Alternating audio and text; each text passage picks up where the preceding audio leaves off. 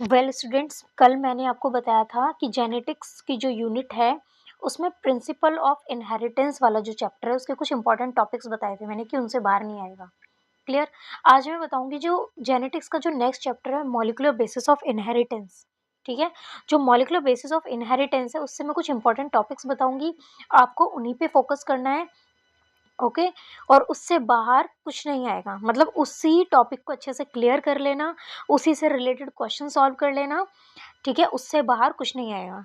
ठीक है। तो सबसे पहला जो टॉपिक है मॉलिक्यूलर बेसिस ऑफ इनहेरिटेंस का, जो सबसे पहला टॉपिक है वो है डीएनए का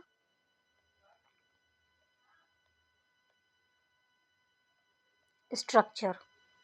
डीएनए का स्ट्रक्चर प्लस डीएनए का स्ट्रक्चर करना है आपको, और क्या, इसके सैलेंट फीचर्स।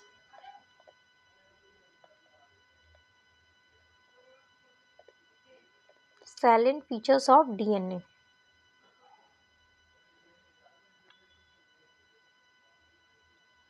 क्लियर। एक second. Silent features of DNA, जो आपको एनसीईआरटी में 4-5 लाइन में लगभग दिया हुआ है। ठीक है। नेक्स्ट अगर हम बात करें तो नेक्स्ट डीएनए में, मतलब डीएनए का पूरा स्ट्रक्चर कि इसमें कितने बेसिस होते हैं। ठीक है। बैकबोन किससे बनी होती है? फॉस्फेट से बनी होती है, शुगर एंड फॉस्फेट। ठीक है। और जो इंटरनली क्या प्रेजेंट होते हैं? बेसिस होते हैं। बेसिस कितने टाइप्स के होते हैं? उसका न्यूक्लियोटाइड का स्ट्रक्चर क्या होता है? ठीक है। न्यूक्लियोटाइड, क्योंकि न्यूक्लियोटाइड बहुत सारी यूनिट, जब न्यूक्लियोटाइड की बनती है तो डीएनए बनता है। ठीक है। यानी कि बहुत सारी यूनिट जब न्यूक्लियोटाइड की जुड़ेंगी तो डीएनए बनेगा। तो एक न्यूक्लियोटाइड का स्ट्रक्चर क्या होगा? तो मैं एक बार ब्रैकेट में लिख देती हूँ यहाँ पे। ठीक है, एक बार मैं ब्रैकेट में लिख देती हूँ कि प्लस स्ट्रक्चर ऑफ न्यूक्लियोटाइड। ठीक है। क्लियर। अगर हम सेकंड बात करें तो सेकंड टॉपिक आपका जो डीएनए इस वाले मॉलिक्यूलर बेसिस ऑफ इनहेरिटेंस से बनेगा, वो बनेगा दैट इज सेंट्रल डोग्मा। ठीक है। इसके बारे में 2 से 3 लाइन आपको पता होनी चाहिए, बस इनफ। ठीक है। थर्ड आपका टॉपिक आता है दैट इज डीएनए पैकेजिंग बोलो, या फिर हम बोल सकते हैं न्यूक्लियोसोम। ठीक है। न्यूक्लियोसोम यानी कि हिस्टोन ओक्टोमर जो बनता है, यानी कि डीएनए की पैकेजिंग कैसे, यानी कि या हम कह सकते हैं कि न्यूक्लियोसोम क्या होता है, जिसपे कि डीएनए की पैकेजिंग कैसे होती है, वो स्ट्रक्चर को हम न्यूक्लियोसोम बोलते हैं। तो डीएनए की पैकेजिंग। ठीक है। डीएनए की पैकेजिंग एक हो गया न्यूक्लियोसोम।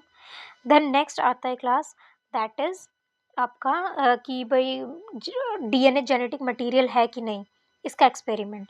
ठीक है। तो पहला एक्सपेरिमेंट, तो अगर हम एक्सपेरिमेंट्स की बात करें इस वाले चैप्टर में, तो पहला एक्सपेरिमेंट है ग्रिफिथ का।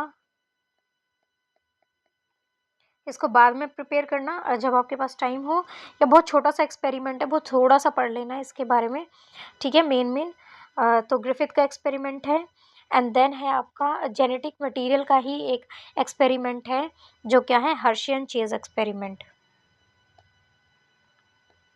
हर्शे एंड चेज एक्सपेरिमेंट, ये बहुत ही इम्पॉर्टेंट है क्लास। ठीक है। कोई ना कोई क्वेश्चन इससे आएगा ही।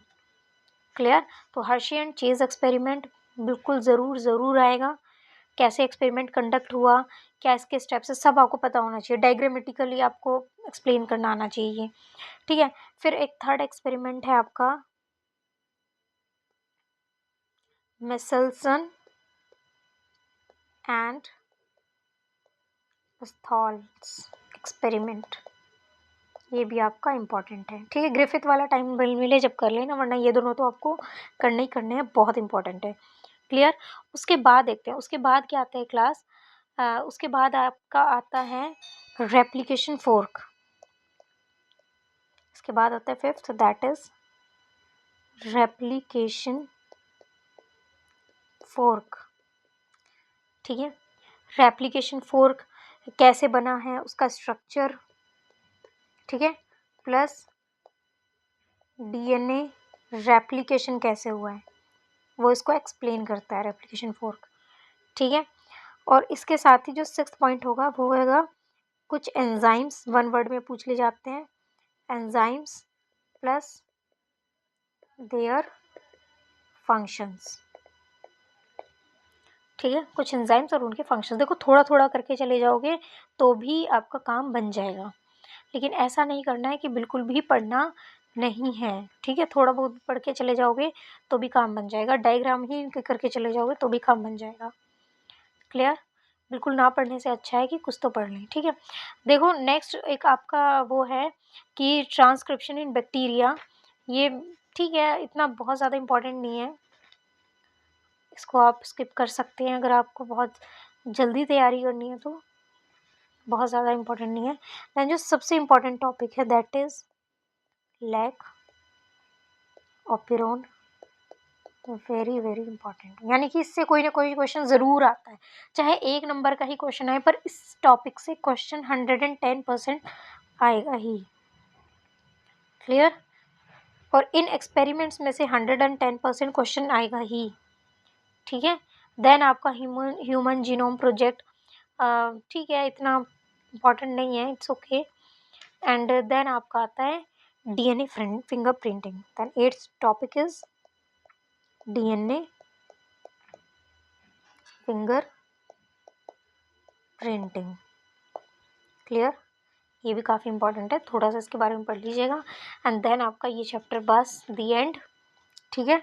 एटलीस्ट इसकी डिफाइन तो एटलीस्ट करके जाइएगा, ठीक है। इसमें से आपको क्वेश्चन पेपर जो होगा इस चैप्टर से जो भी कुछ आएगा आपका क्वेश्चन में से सॉल्व हो जाएगा, ठीक है। कोई कोई एक आध डेफिनेशन है, कोई एक आध 1 वर्ड के क्वेश्चन ही बचते हैं, वो आप एक यूट्यूब से एक वीडियो निकाल के कि क्या इंपॉर्टेंट एमसीक्यूज़ हैं वो आप कर लीजिएगा, बाकी इसके अलावा जहाँ तक है कुछ नहीं आएगा, ठीक है।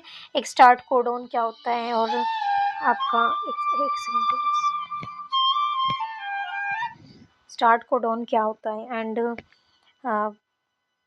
टर्मिनेटिंग कोडॉन क्या होता है, ये थोड़ा बहुत एक बार देख लेना, अदरवाइज इससे बाहर नहीं आएगा। ओके क्लास, इन केस फिर भी अगर आपको डाउट है किसी भी चीज़ में, then you guys can ask me in the comment section and thank you so much.